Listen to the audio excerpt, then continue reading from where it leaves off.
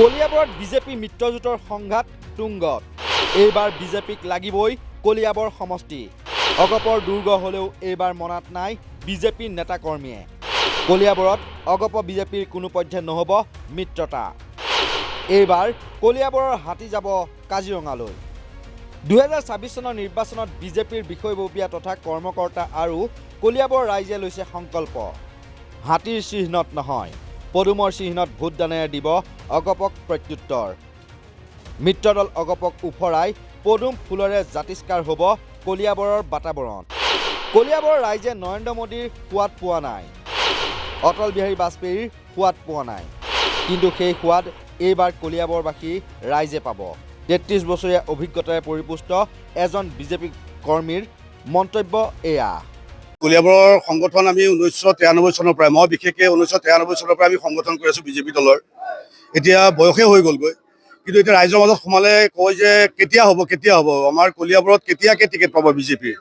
কাৰণ কলিয়াবৰত এতিয়ালৈকে আমাৰ মানে যিটো মোদীৰ সোৱাদ বা অটল বিহাৰী বাজপেয়ীৰ যিটো সোৱাদ আমাৰ কলিয়াবৰত পোৱা নাই।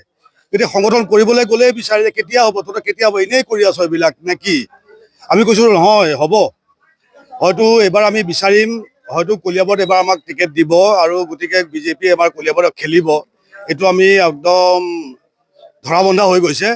গতিকে এবাৰ কিন্তু বিজেপিয়ে কলিয়াবৰত খেলিব, বিজেপি কৰ্মীয়ে কলিয়াবৰত কিন্তু এবাৰ নিৰ্বাচন খেলিব, সেইটো আমি জানো, সেইটো পক্কা কথা আৰু একদম 100%। এবাৰ পদুম ফুলিব, এবাৰ অগপৰ দুৰ্গত পদুম ফুলিব আৰু আকৌ হাতী আৰু ফুল এক হৈ যাব নেকি? সেইটোতো ওপৰৰ মহলাৰ কথা, কিন্তু আমাৰ কলিয়াবৰত এবাৰ কিন্তু পদুম ফুলিব। সহায় সহযোগিতা মানে কি, আমাৰতো গোটেই আমি যিবিলাক নিৰ্বাচন খেলি আছো, আমি অকলে যিখিনি নিৰ্বাচন খেলি আছো, প্ৰতিটো নিৰ্বাচনত আমাৰ বিজেপি জিকিয়ে আছে। 4টা জিলা পৰিষদ জিকিছে, গোটেই পঞ্চায়ত আমি দখল কৰিছো। গতিকে আমাৰ যিটো সোৱাদ এবাৰ ল'বই। মানে মই আওপকীয়াভাৱে ক'ব বিচাৰোঁ, মানে সিধাকে ক'ব বিচৰা নাই, আৰু ৰাইজে বিচাৰিছে, ৰাইজে সদায় কৈয়ে আছে কেতিয়া হ'ব, কেতিয়াতো কিন্তু এবাৰ হ'ব। ইপিনে অসম গণ পৰিষদৰ ভেটি কলিয়াবৰত কংগ্ৰেছ দল বিজেপিৰ বাবে কোনো ফেক্টৰ নহয় বুলি গালিগালাজ কৰে বিজেপিৰ যুৱ নেতা মনোজ শইকীয়াই। মনোজৰ মতে কলিয়াবৰত নিৰ্বাচন আহিলেই কংগ্ৰেছ দলে সাৰ পায়, নিৰ্বাচন গ'লেই আকৌ কুম্ভকৰ্ণ নিদ্ৰাত মগন হয়। কংগ্ৰেছৰ ভেটি বুলি ক'বলৈ গ'লে কলিয়াবৰত নহয়, কংগ্ৰেছৰ ভেটি সমগ্ৰ ৰাষ্ট্ৰখনতেই নাই আজিৰ যুগত মানুহ বিকাশৰ এই যাত্ৰাত আছে, ভাৰতীয় জনতা পাৰ্টীৰ লগত আছে। ভাৰতীয় জনতা পাৰ্টীৰ বিকাশৰ যাত্ৰাত মানুহখিনি একেলগ হৈ আমাৰ দেশখন, আমাৰ জাতিটো কেনেকৈ সুৰক্ষিত হৈ থাকিব পাৰে তাৰে চিন্তাতে আমি মানুহখিনি আছে। কলিয়াবৰত এতিয়া চাবলৈ গ'লে নিৰ্বাচনৰ সময়তে কংগ্ৰেছৰ 4গৰাকী 5গৰাকী যি আহিছে নিৰ্বাচনৰ সময়তে আহে, নিৰ্বাচন যোৱাৰ পিছত আকৌ সেইখিনি লুপ্ত হৈ যায়। গতিকে কলিয়াবৰত বিশেষকৈ একো কংগ্ৰেছৰ প্ৰভাৱ নাই, সেইটো আমি ভাৰতীয় জনতা পাৰ্টীৰ প্ৰভাৱেই যি আছে সেই প্ৰভাৱে কংগ্ৰেছক উটুৱাই লৈছে। কংগ্ৰেছ ফেক্টৰী নহয়, ভাৰতীয় জনতা পাৰ্টীৰ কাৰণে কংগ্ৰেছ ফেক্টৰী নহয়। আজিৰ যুগত কংগ্ৰেছৰ কোনো ঠিকনাই নাই, অস্তিত্বহীন এটা দল হৈ আছে। গতিকে কংগ্ৰেছক লৈ আমাৰ কোনো কুণ্ঠাবোধ নাই। ইপিনে বিজেপিৰ একমাত্ৰ প্ৰাৰ্থিত্ব প্ৰত্যাশী জিতেন গৌড়ৰ দাবী যে কলিয়াবৰত বিজেপিৰ সাংগঠনিক শক্তি যথেষ্ট মজবুত। ইয়াৰ প্ৰমাণ বিগত নিৰ্বাচনসমূহে ৰাইজক দি গৈছে। বিগত 2টা কাৰ্যকালত কলিয়াবৰত মিত্ৰজোঁটৰ প্ৰাৰ্থী হিচাপে কেশৱ মহন্তই প্ৰাৰ্থিত্ব আগবঢ়াইছিল আৰু বিজেপিৰ কৰ্মকৰ্তাই সহযোগিতা আগবঢ়াইছিল। কিন্তু এইবাৰ বিজেপিৰ কৰ্মকৰ্তাসকলে নিজাববীয়াকৈ এজন প্ৰাৰ্থিত্ব কামনা কৰিছে বুলি দাবী কৰে জিতেন গৌড়ে। নিশ্চিতভাৱে আমিও এক ৰাজনৈতিক দলৰ কাৰ্যকৰ্তা হয়। ভাৰতীয় জনতা পাৰ্টীয়ে খুব উৎসাহেৰে কাম কৰি থাকে সমগ্ৰ ভাৰতবৰ্ষত, আৰু ব্যতিক্ৰম নহয় কলিয়াবৰতো আমি সাংগঠনিকভাৱে আমি যথেষ্ট শক্তিশালী। বিগত নিৰ্বাচনবিলাকে তাৰ প্ৰমাণ দি গৈছে। আমি প্ৰত্যেকবাৰ কৈ আহিছোঁ যে ভাৰতীয় জনতা পাৰ্টীৰ বিধায়ক এজন কলিয়াবৰত হ'ব লাগে, আৰু বিগত সময়ত 2টা টাৰ্মত মিত্ৰজোঁটৰ প্ৰাৰ্থী কেশৱ মহন্ত ডাঙৰীয়াত ওপৰৰ পৰা প্ৰক্ষেপ কৰিছিলে, আমি তাত সমৰ্থন কৰিছিলোঁ। আৰু এইবাৰ অন্ততঃ 2024 বিধানসভা নিৰ্বাচনত ভাৰতীয় জনতা পাৰ্টীৰ এগৰাকী প্ৰাৰ্থী হোৱাটো বিচাৰিছোঁ।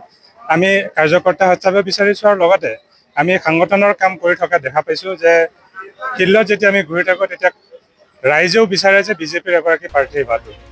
বিগত 2014 চনৰ পৰা তৃণমূল কৰ্মী হিচাপে কৰ্মৰত বিজেপিৰ কৰ্মীসকলেও এইবাৰ বিজেপি দলৰ পৰা এজন নেতা হোৱাটো কামনা কৰিছে। বিজেপিৰ ঊৰ্ধ্বতম কৰ্তৃপক্ষই যদিহে কলিয়াবৰত এজন বিজেপিৰ প্ৰাৰ্থী দিয়ে তেন্তে দলৰ তৃণমূল কৰ্তৃপক্ষৰ পৰা ধৰি সকলো বিষয়ববীয়া তথা কৰ্মকৰ্তাই প্ৰাৰ্থীগৰাকীক বিপুল ভোটত জয়যুক্ত কৰাব বুলি আশাবাদী। আমাৰ যোৱা 14 চনৰ পৰাই নৰেন্দ্ৰ মোদী ডাঙৰীয়াৰ নেতৃত্বত ভাৰতীয় জনতা পাৰ্টি ভাৰতত লগতে অসমতো চৰকাৰ চলাই আছে আৰু আমি কলিয়াবৰবাসী ৰাইজ হিচাপেও বা বিজেপিৰ এজন নিষ্ঠাৱান কৰ্মী হিচাপে আমাৰ কলিয়াবৰৰ এজন ভাৰতীয় জনতা পাৰ্টিৰ প্ৰাৰ্থী হোৱাটো বিচাৰোঁ, যাতে আমাৰ তৃণমূল কৰ্মীৰ যি আশা আকাংক্ষা আছে সেই আশা আকাংক্ষাখিনি আমি পূৰণ কৰিব পাৰোঁ। আৰু আমাৰ যথেষ্ট শক্তিশালী কলিয়াবৰত আমাৰ সংগঠন যথেষ্ট শক্তিশালী। আমাৰ তৃণমূল পৰ্যায়লৈকে আমাৰ সংগঠন আছে, আমাৰ পৃষ্ঠাসমূহলৈকে আমাৰ সংগঠন আমি নিৰ্মাণ কৰিছোঁ আৰু যোৱা 14 চনৰ পৰা নিৰন্তৰভাৱে আমি কলিয়াবৰত সংগঠনৰ কাম কৰি আছোঁ আৰু আমাৰ নেতৃত্বই যি ধৰণে আমাক সংগঠনৰ কাম কৰিব দিছিলে সেইমতে আমি সংগঠনৰ কাম কৰি আছোঁ আৰু আমি ভাবোঁ আমাৰ যদি কলিয়াবৰত আমাৰ বিজেপিৰ ফালৰ পৰা এজন কেণ্ডিডেট পাওঁ আমি বিপুল সংখ্যক ভোটত আমি প্ৰাৰ্থীজন জিকাই আনিব পাৰিম। ইপিনে কলিয়াবৰ অগপৰ দুৰ্গ নহয় বুলি দাবী কৰি মহিলা মৰ্চাৰ কলিয়াবৰৰ নেত্ৰীৰ মন্তব্য।